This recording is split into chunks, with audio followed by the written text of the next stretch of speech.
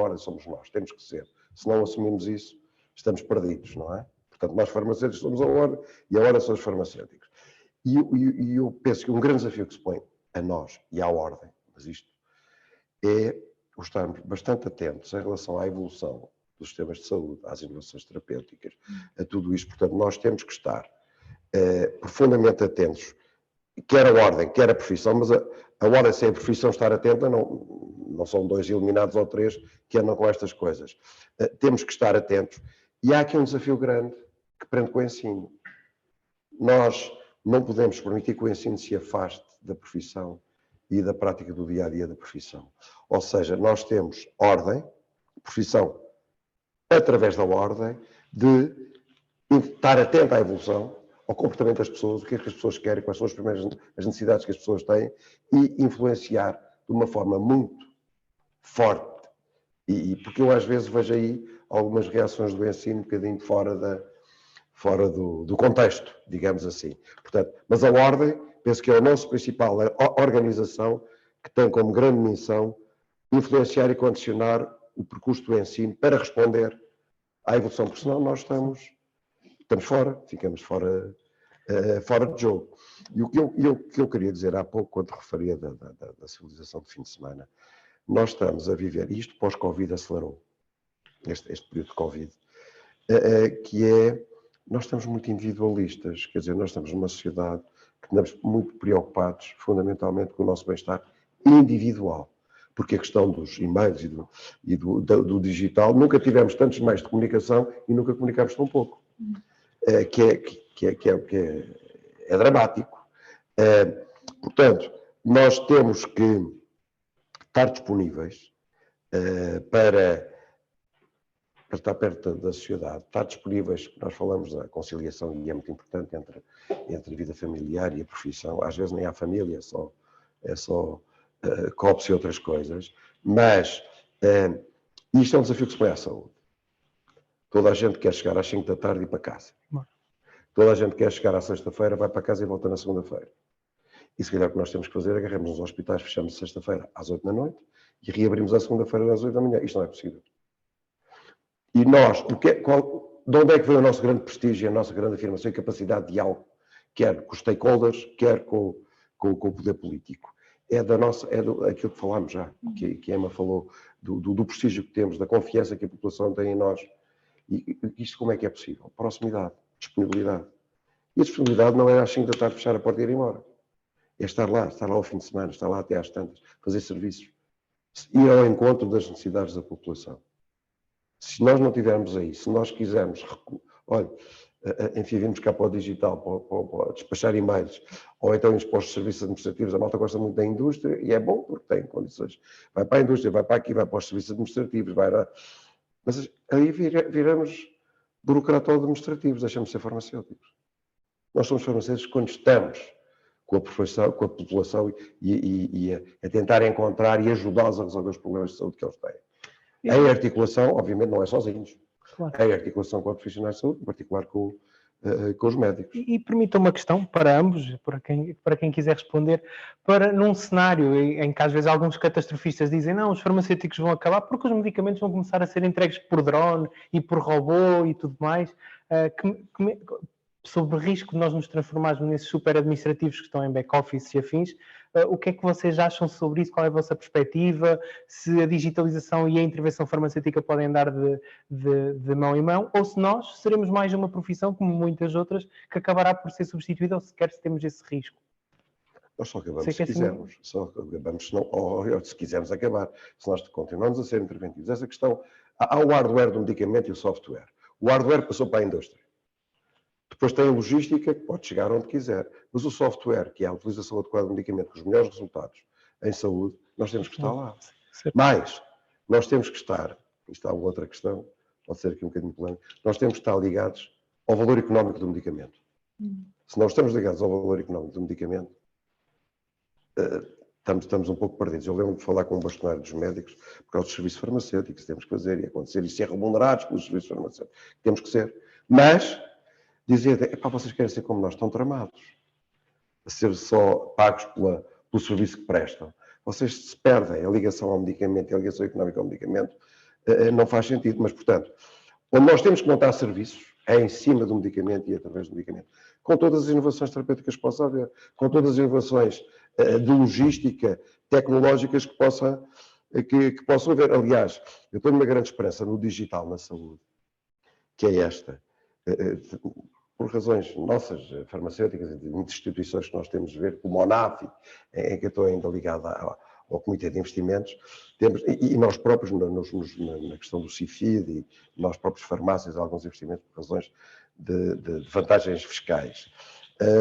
E temos aí uma série de fundos, de private equity ou de fundos de risco, em que estavam-me a apresentar a semana passada que nas startups em digital, a maior parte era ligada à saúde.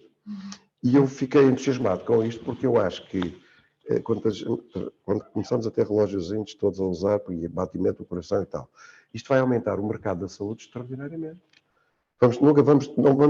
Vamos ter doentes que nunca mais acabam com o digital. Ora, isto dá boas perspectivas para o mercado da saúde. Eu também sou muito otimista. Em linha com aquilo que estava a dizer o Dr. João Silveira.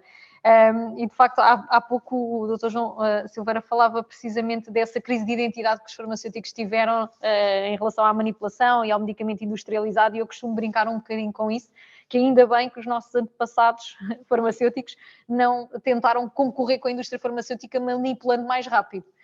E é um bocadinho isso que eu sinto agora nesta alteração de paradigma, que é, eu penso que nós teremos mais uma vez inteligência suficiente para perceber qual é que é a nossa verdadeira missão, que, como estava a dizer e bem, tem a ver com a otimização da efetividade e da segurança das terapêuticas. E se nós pudermos utilizar o digital, as novas ferramentas tecnológicas, uma maior eficiência logística, para o conseguir fazer de melhor forma, ótimo. Eu acho que aqui a pergunta, eu costumo dizer, a pergunta do $1 milhão não é como é que eu concorro com a Amazon, mas é como é que eu aproveito a Amazon e outros tipos de sistemas logísticos para fazer melhor o meu trabalho e a minha missão.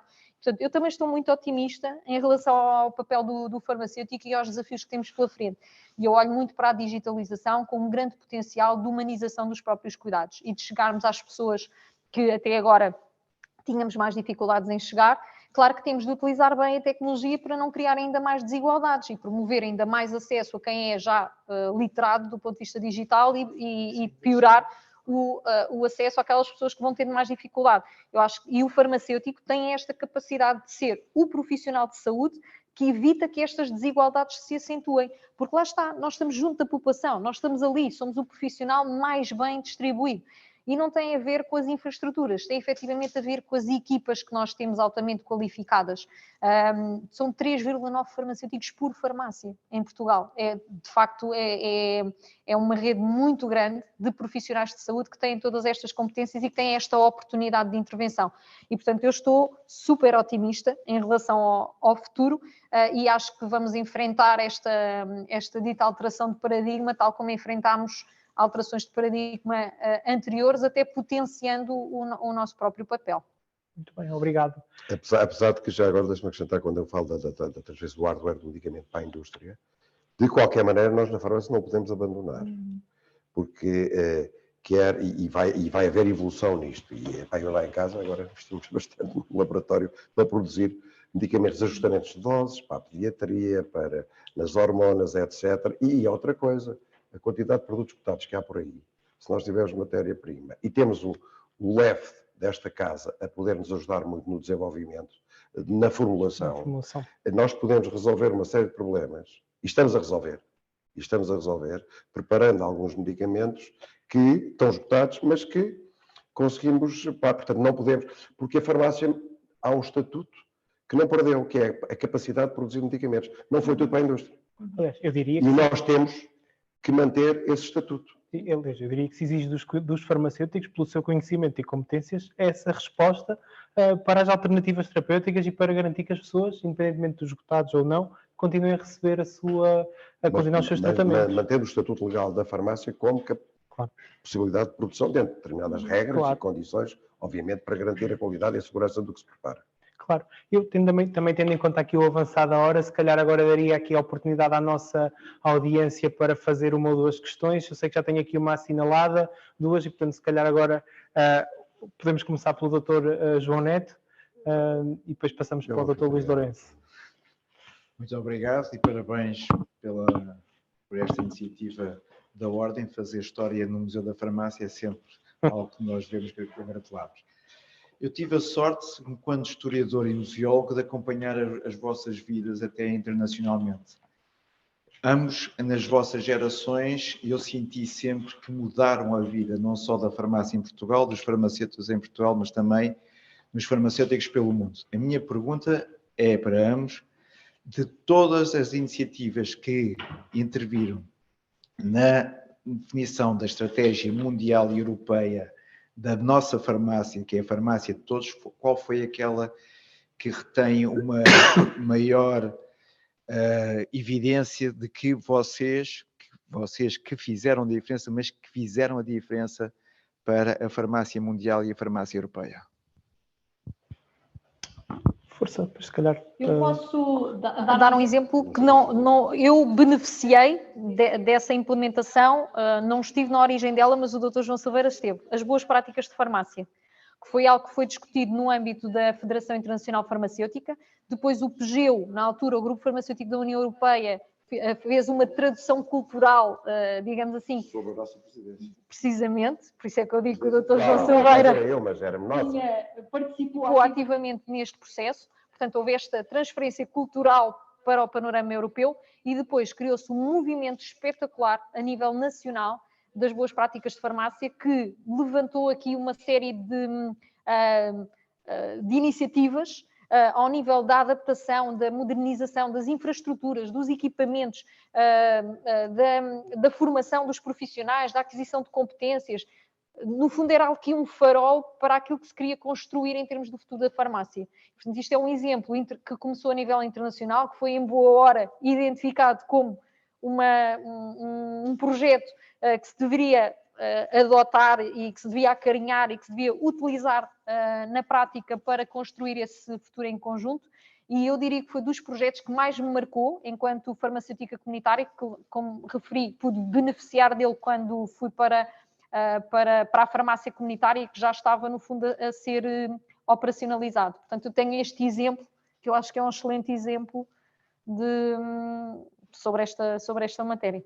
Quando há bocado referia à questão de marcos importantes que eu não...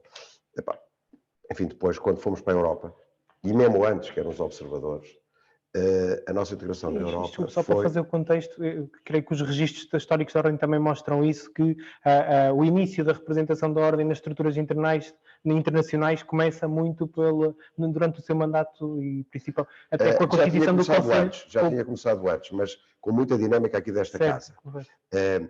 Que era a Europa, o Grupo Farmacêutico da União Europeia, em que depois nós entramos na estrutura e depois, enfim, vai circulando, vai a presidência, e depois tivemos uma presidência, foi ativa, e esta questão das boas práticas, lembro-me de falar com a altura com o presidente da FIP, que era um sueco, eu não me lembro o nome, e com o Joop Winkels, que era um holandês, que estava aqui em minha casa a passar o fim de semana, e falámos para eles, a gente deveríamos agarrar no documento da FIP, que era global, que era mundial, e trazê-lo e adaptá-lo à Europa. Sim senhor, façam isso, muito bem.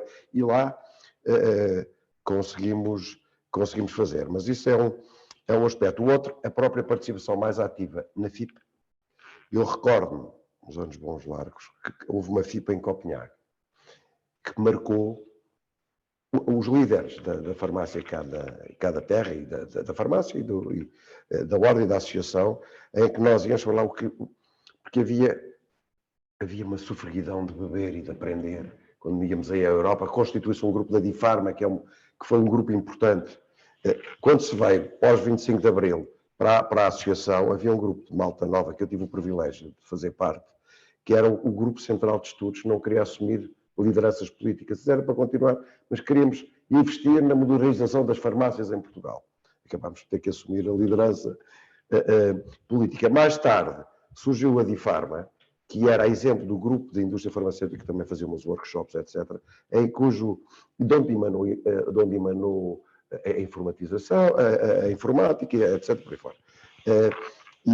Enfim, isso foi um marco. A questão da participação na FIP, o que a gente bebeu, o que se bebeu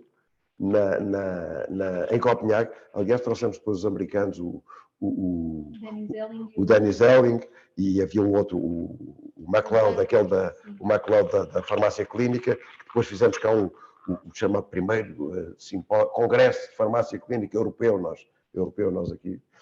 Mas aquilo foi extraordinário. E o que nós bebemos, havia aqui uma sofrida. Quando eu passei pela Ordem, isto continuou, naturalmente, participámos de uma coisa interessante, que foi a criação do Eurofarm Forum, que entretanto já desapareceu, apareceu fóruns em todas as regiões da OMS, mas e eu fiz parte do núcleo que arrancou com o Eurofarm Forum, liderado pelo Peter Kilgast, que tinha ali a proximidade em Copenhague, com a OMS Europa é em Copenhague, não é? E que arrancámos também com o Eurofarm Forum, mas há uma coisa que me marca particularmente na minha passagem pela Ordem, que é a cooperação com os países de língua portuguesa. Que é a criação do Conselho para a Cooperação Internacional. A primeira, a criação para o Conselho da Cooperação, que era um conselho extraordinário. Desenvolvemos a Associação dos Farmacêuticos dos Países de Língua Portuguesa,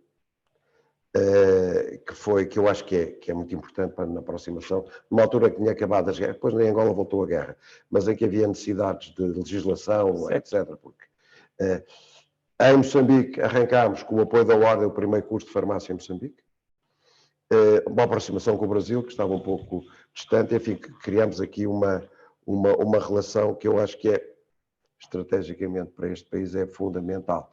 E desenvolvemos isso numa altura em que o Primeiro-Ministro era o Eugênio Guterres, que agora está nas Nações Unidas, que tinha uma perspectiva de estratégia global e de história do nosso país. Tínhamos como Ministra a doutora Maria de Belém, que foi uma verdadeira embaixadora. Portanto, jogamos aqui muito bem. Nós, Ordem, com a nossa atividade de cooperação, com a perspectiva política do Eugênio Guterres e a ótima embaixadora que é a doutora Maria de Belém, e conseguimos desenvolver aqui uma atividade de cooperação que eu muito me orgulho. E a associação, sabe onde é que nasceu a associação? Era eu presidente da Europa, e a Ordem, o Pharmaceutical Society of Great Britain, fazia 150 anos. E a rainha, até fotografias com a rainha e tal. Foi lá pela primeira vez à sociedade.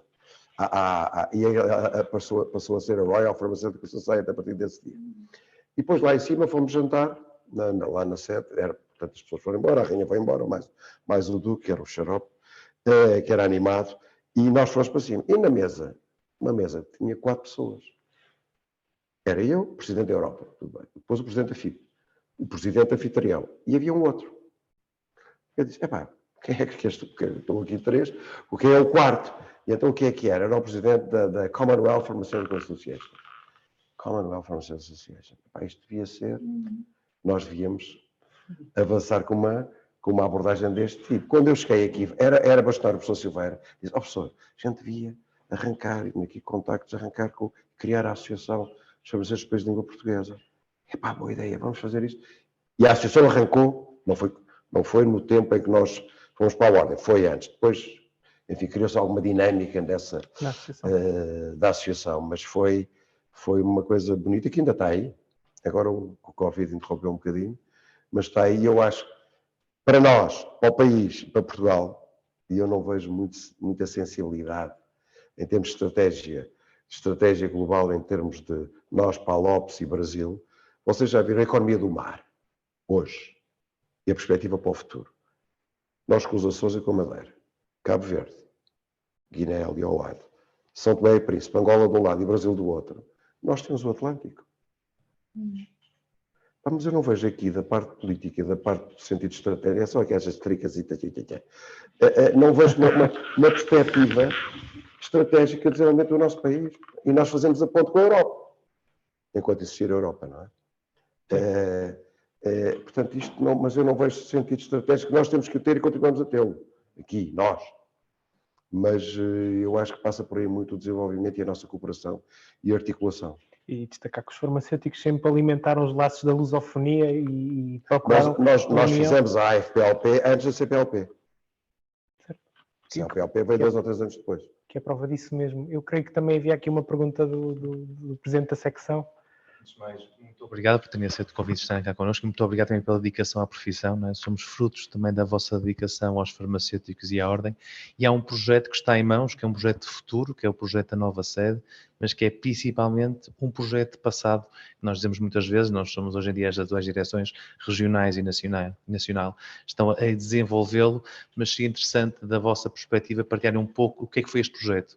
Esta necessidade, temos uma casa, não é, com dignidade, não é, que respondeu durante muito tempo àquilo que eram as necessidades dos farmacêuticos, mas que já há muito tempo não dava resposta, e qual foi o caminho da sede durante os vossos envolvimentos na Ordem dos Farmacêuticos? Eu, se calhar, antes de passar aqui para os nossos convidados, atreveria-me a recolher ali a questão do nosso colega André, e depois respondíamos ambas as questões para fecharmos. Olá, boa noite, colegas. Eu ainda tenho esta da máscara, ainda ficou, mas penso que conseguem perceber-me. A minha questão vai aqui para a nossa Presidente da Associação, a nossa colega doutora Ema, que é, ao bocado estavas a falar de um tema que nos é caro, que é a Amazônia e a possível concorrência, etc.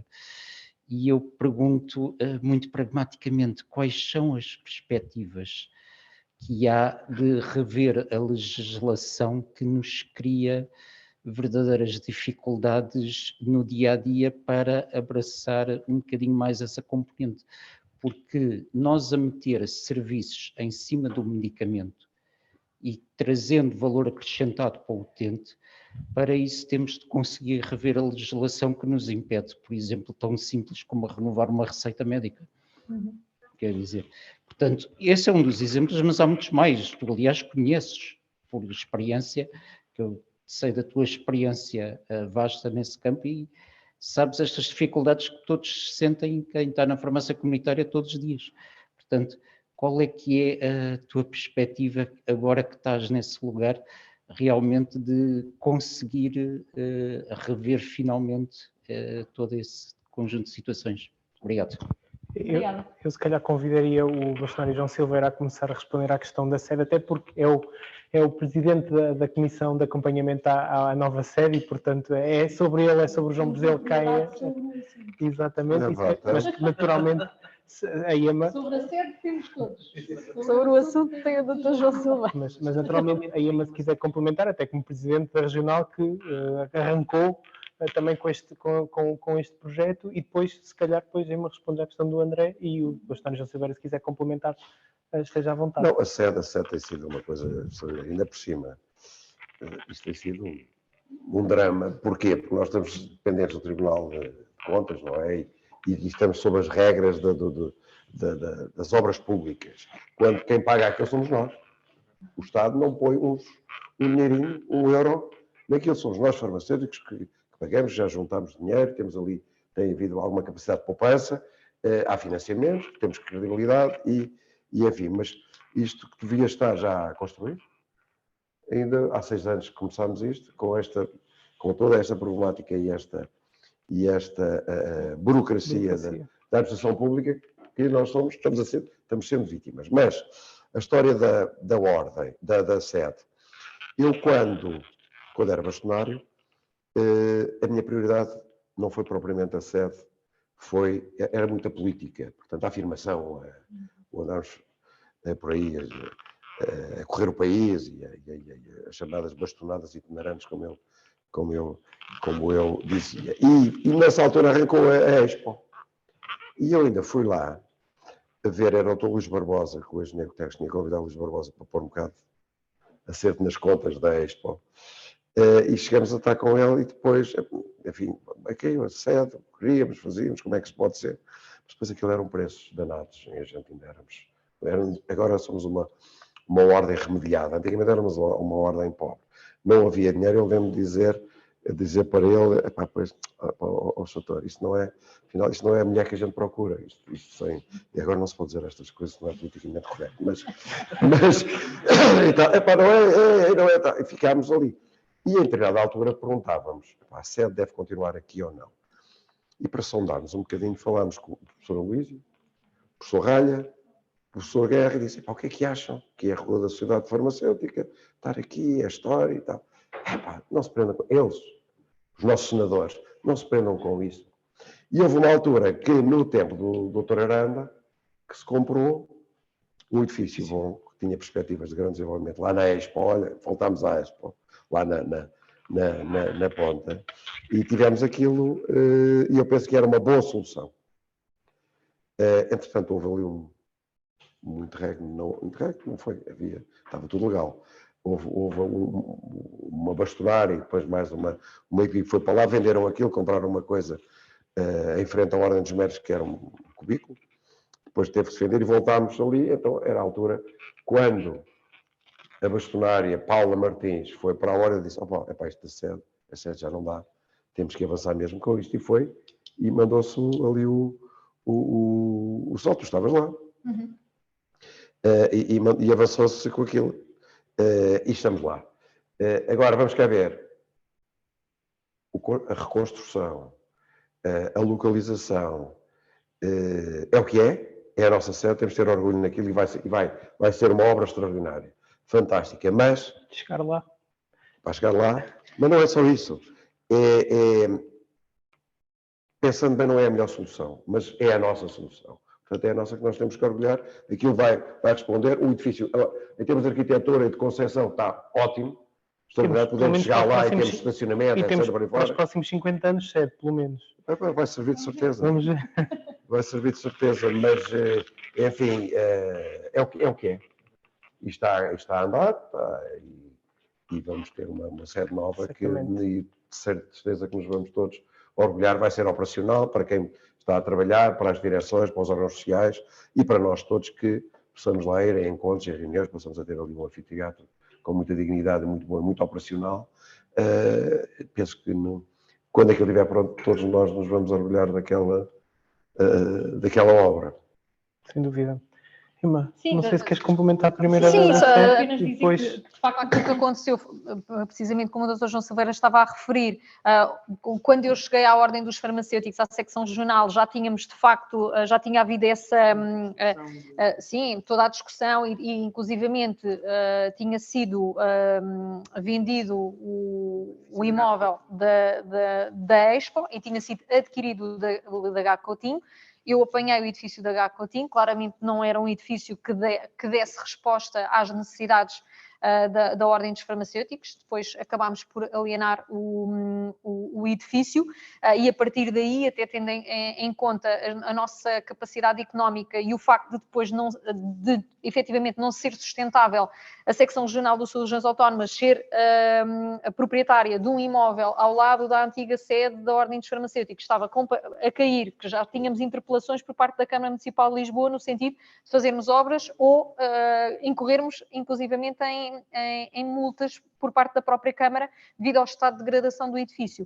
De facto, sentimos necessidade de tirar o projeto da gaveta, fazer novo concurso, porque entretanto o colega Hipólito Aguiar tinha efetivamente desenvolvido um projeto inicial, mas como já tinham passado alguns anos, decidimos lançar um novo concurso para podermos perspectivar uma nova sede naquela localização. Exatamente.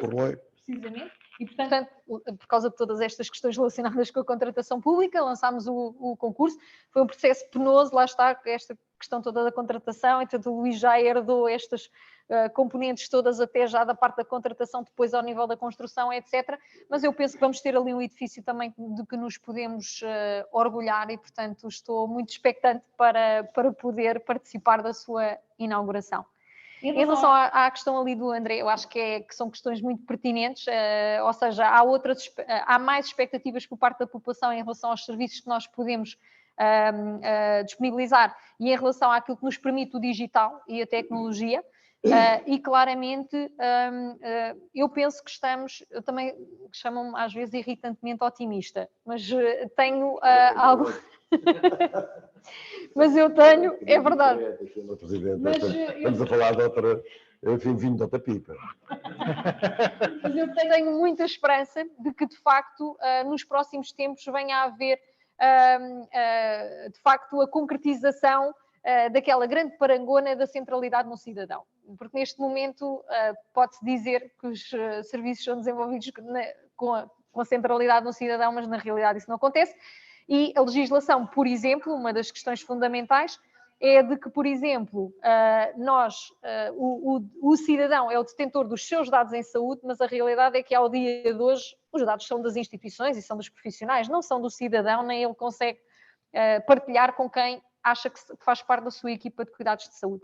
Eu já tive a oportunidade de falar com este Ministro da Saúde especificamente sobre este tema, de forma informal, porque a nossa audiência formal ainda vai ser para a próxima semana, mas está subjacente ao processo de renovação da terapêutica nas farmácias o acesso a dados em saúde e uma reestruturação da forma como nós acedemos à lista de medicamentos das pessoas. Porque não há coisa pior do que utilizar a tecnologia para digitalizar processos antigos. E ter ao dia de hoje receitas médicas que são uma digitalização do conceito de receita médica, tal como ele existia, com número de embalagens, onde é que isto faz sentido? Ter no eletrónico uma prescrição, para já, é aquela situação caricata das pessoas nos entregarem o telemóvel, doutora, veja aí se me consegue encontrar uma metformina ali em 10 mensagens que a pessoa tem no telemóvel, abrir uma por uma, em vez de entrarmos pela pessoa. E depois é aquela coisa, o obsoleto, que é falar em embalagens, quando na realidade há uma linha terapêutica que segue a pessoa de forma crónica entre consultas, até o médico dizer não é esta a linha terapêutica, é outra. Portanto, eu tenho alguma esperança de que esta grande vontade do Estado de transformar, do ponto de vista digital, os processos, que venha efetivamente abrir aqui uma série de oportunidades para o farmacêutico, e isso implica alterações na legislação, de facto. Mas eu diria que estamos num bom caminho para que essas alterações na legislação se venham a efetivar, e tenho esperança que isso se faça nesta legislatura, não há nenhuma razão para que tal não aconteça. Não é só o histórico do medicamento, também é importante. É também sabermos qual é o diagnóstico que o médico pôs, porque senão estamos sempre naquela que é, temos de inferir diagnósticos. Eu acho que o diagnóstico é isto. E o nosso papel é suposto nós protegermos a pessoa que vive com doença do ponto de vista da sua segurança, assegurando que medicamentos contraindicados nos seus diagnósticos sejam utilizados. Por exemplo, como é que nós podemos fazer isso sem saber os diagnósticos? Absolutamente. Na realidade, nós ao dia de hoje não estamos em condições de praticar o ato farmacêutico, e não é por deficiências ao nível da tecnologia, é claramente por deficiências ao nível da nossa capacidade de a colocar ao serviço da população e ao serviço desta centralidade no cidadão. Penso que estamos num momento favorável para que isso venha a acontecer, e lá está. Eu, otimista, acho que isso vai acontecer em breve. Até porque temos um médico, seja ele quem for, e a política é bastante político, mas um médico como ministro, e tem outra sensibilidade para estas coisas. Mas há um aspecto mais importante para mim do que a renovação da terapêutica, que é fundamental para o doente, e sempre em articulação com o médico, quer dizer, não é de uma forma... porque, enfim, tem que ser recorrendo a formas de comunicação e a dados e ao digital, mais digital ou menos digital. Mas mais importante do que isso é a inovação terapêutica que é utilizada em ambulatório, que atualmente só está no hospital. E vamos cá ver, se nós, isto agora é um desafio que nós temos na farmácia, se nós não temos inovação terapêutica, se não há inovação terapêutica que entre na farmácia, nós qualquer dia viramos carvoarias, não é? Portanto, ficamos leitarias, ficamos ali fora da inovação. Portanto, é fundamental e prioritário no interesse do doente, porque esta coisa de se deslocar ao hospital e ter que voltar, isto não faz sentido nenhum. No outro dia estava a ver uma coisa agora, aquela história do ESG, do impacto ambiental das coisas. 30% do impacto ambiental negativo, de emissão de gás de efeito de estufa nos hospitais, sabem onde é que vem? Da deslocação dos doentes. Não é lá dentro, é dos doentes irem para o hospital.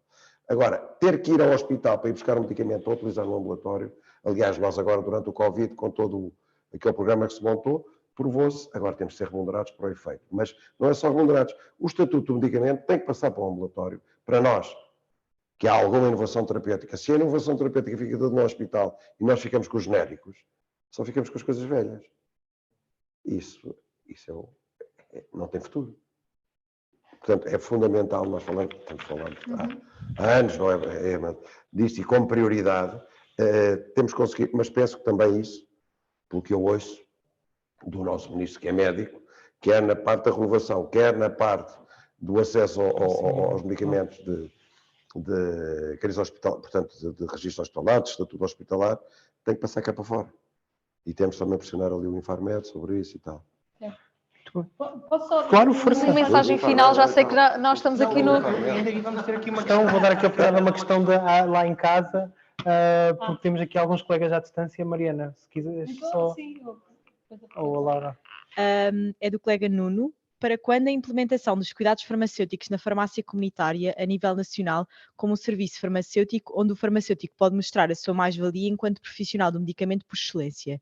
E dada a dificuldade de acesso a alguns medicamentos, poderá a farmácia comunitária voltar à manipulação de medicamentos, mas com umas boas práticas de manipulação?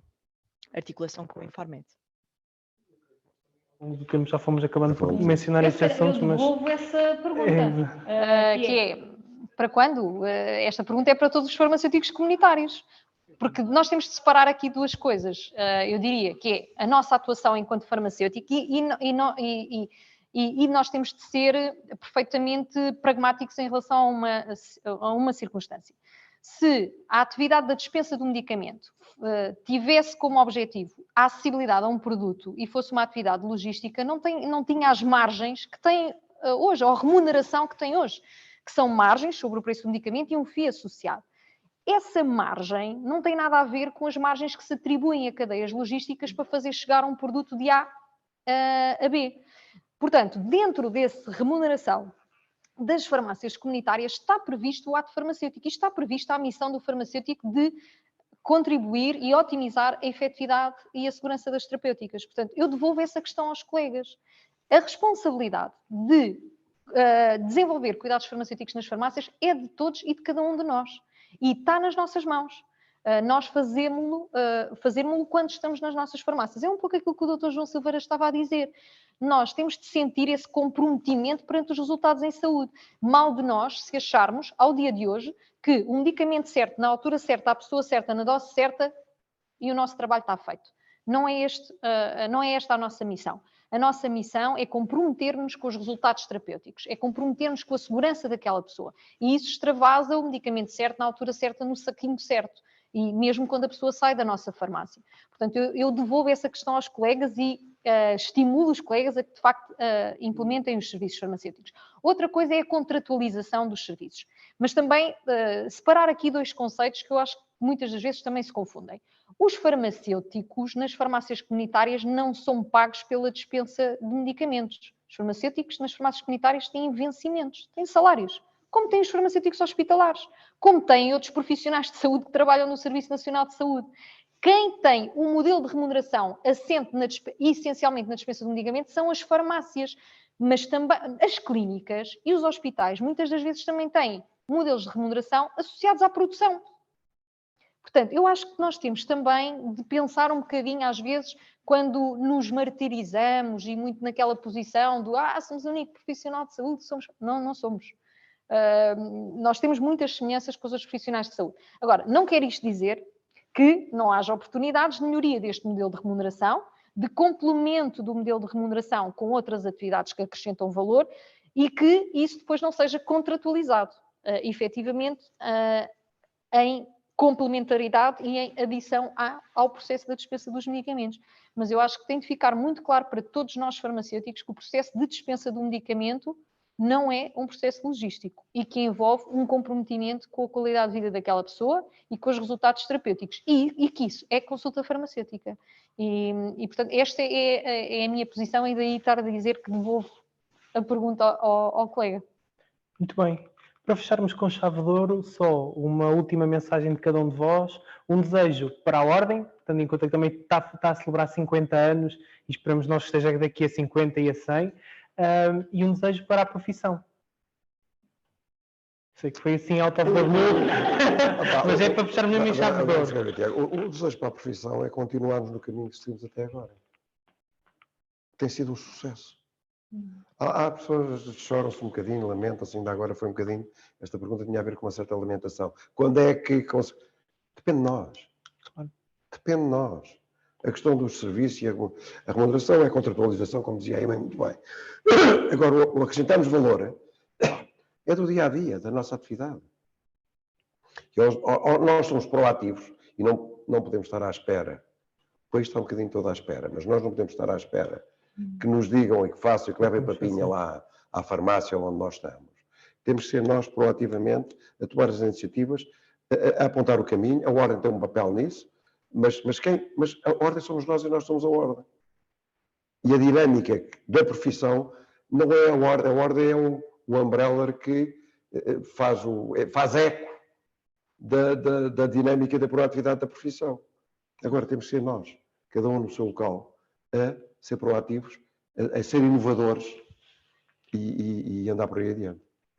Bem, Emma, se quiseres Eu concordo acrescentar. muito com isto. Aproveito o facto do Dr. João Silveira já ter feito referência àquilo que nós devemos fazer enquanto classe, para, no fundo, também dizer que outra coisa que nós devemos continuar a fazer e que temos feito bem é o processo de mentoria de novos líderes na profissão e de pessoas que levem esta paixão de ser farmacêutico, quer seja farmacêutico comunitário, farmacêutico hospitalar, em frente.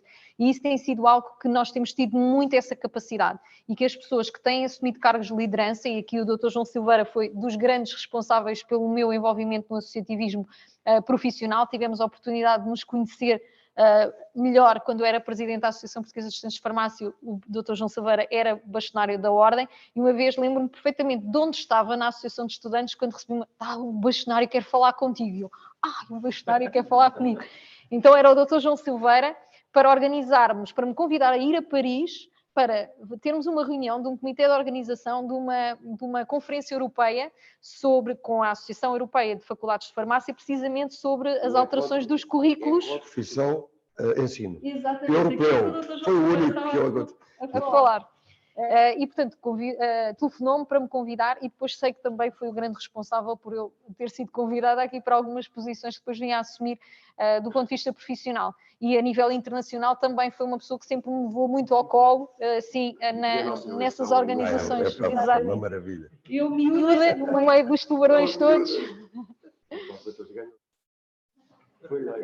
Foi, e o resto era malta conhecida, meus amigos da minha idade. Ganhou. Uma boa campanha. Mas houve este reconhecimento de que era necessário promover estas novas gerações de mentoria e, inclusivamente, Portugal é exemplo internacional nesta matéria. Sempre nos foi dito, vocês são fantásticos, trazem sempre gente nova aos congressos e as pessoas estão envolvidas e fazem este processo de mentoria de novos líderes, dão este apoio. E foi algo que sempre tivemos e que eu também espero, sinceramente, e enquanto líder também espero que me exijam que o faça, criação de novos líderes na profissão e apoio a que tenhamos sempre esta perspectiva de futuro com base neste histórico tão bom que temos tido destes profissionais todos que têm levado a profissão em diante. Muito bem, obrigado a ambos. Deixar só aqui algumas mensagens, é que este ciclo de Noites na Ordem vai continuar com outros convidados, outros interlocutores, talvez aqui novamente no Museu da Farmácia, se nos continuarem a receber, e obrigado também por isso, e portanto convidar todos os presentes também a continuarem a seguir as redes sociais da secção para não perderem a oportunidade de participarem também na próxima edição, que brevemente também tenho a certeza que será divulgado. Obrigado a todos e muito boa noite. Aos presentes pedia só para que também ficassem aqui um bocadinho, não é? Que acho que há aqui uma dinâmica agora no final. Muito boa noite a todos. Obrigado. Senhor. Obrigado.